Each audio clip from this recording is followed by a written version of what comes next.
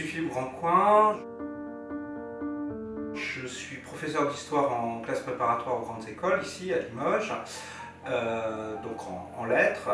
Donc j'ai fait des études d'histoire jusqu'à une thèse. Je suis spécialiste des 19e et 20e siècles et j'ai beaucoup travaillé sur le Limousin, sur notamment la société limousine, mais aussi le patrimoine, la politique. Voilà, je suis un peu un touche-à-tout dans ces domaines-là. Je suis invité pour la deuxième fois, puisque j'avais aussi participé à la première. Et pour le premier, c'était à l'occasion d'un ouvrage auquel j'avais participé, mais simplement comme conseiller historique, qui est celui-ci, qui est donc une bande dessinée historique sur le drame d'Oradour, le massacre d'Oradour, le 10 juin 1944. Et donc c'était à ce titre que j'avais été invité, et les organisateurs m'avaient fait aussi le plaisir de commander un certain nombre d'autres livres, parce que par ailleurs j'ai aussi une activité, on va dire, romanesque, de romans et de romans policiers historiques. Alors c'est une série qui se passe à la Belle Époque, dans les années 1905-1914, et qui met en scène un antiquaire qui est devenu détective amateur et un policier des Brigades du Tigre, cette police moderne que Clémenceau a mis en place en 1906. Et donc là, je vais présenter la série, et notamment les deux derniers volumes de cette série, puisqu'elle se clôt là, et qui sont très liés justement aussi à l'histoire militaire, parce que voilà, l'avant-dernier, qui s'appelle Les Illusions orientales, donc c'est mon héros qui recherche un héritage, enfin voilà, se retrouve pris dans ce qu'on appelle les guerres balkaniques, donc en 1912-1913.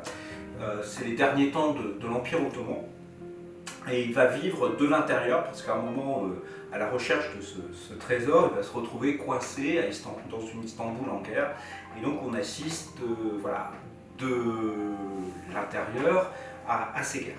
Et puis le dernier là, qui vient juste de sortir, donc, qui s'appelle L'été des hécatombes, ben, ça se passe un an plus tard, parce que la série, le principe de la série, c'est qu'il y a un volume par année. Donc ça commence en 1906, 7, 8, etc. Et donc on est en juillet-août 1914, et mon héros va enquêter sur un meurtre mystérieux dont il comprend assez vite qu'il est lié à un personnage de l'histoire de France mineur, mais un ancien gouverneur des Invalides, maréchal de Napoléon Ier, le maréchal Sérurier. Et cette enquête va le mener vers Sedan, les Ardennes, en août 1914.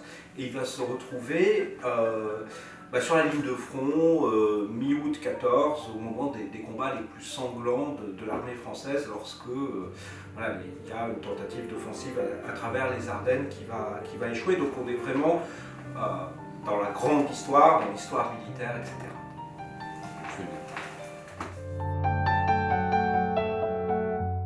Alors j'ai été très agréablement surpris par cette initiative, que je trouve d'abord vraiment une initiative à encourager, puisque le but est quand même de collecter des fonds, de l'argent pour les blessés de guerre et pour ces maisons qui les accueillent. Ça, je trouve donc le but du festival en soi est remarquable. Et j'avais été étonné par quand même la diversité des auteurs que j'avais pu y croiser, parce qu'on a l'impression, au vu de l'intitulé, qu'on va trouver que des spécialistes d'histoire militaire ou de la chose militaire, de la géostratégie, que sais-je. En fait, pas du tout, c'est beaucoup plus large. Et j'ai envie de dire, tout le monde peut y trouver son compte, puisque justement, il y a aussi bien de l'histoire, il y a du roman, il y a des choses plus techniques, etc., etc. Il y a une proportion civile-militaire qui est intéressante aussi. Puis ce que j'ai bien aimé, alors moi j'ai pas pu assister aux conférences, mais j'ai eu des retours.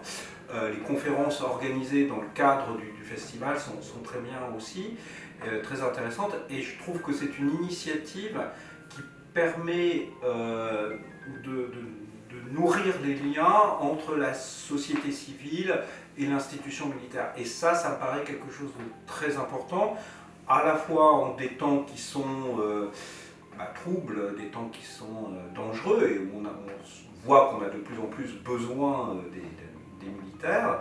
Et puis aussi à une époque où quand même le lien entre cette société et les militaires s'est un peu disloqué du fait notamment de la disparition du service militaire.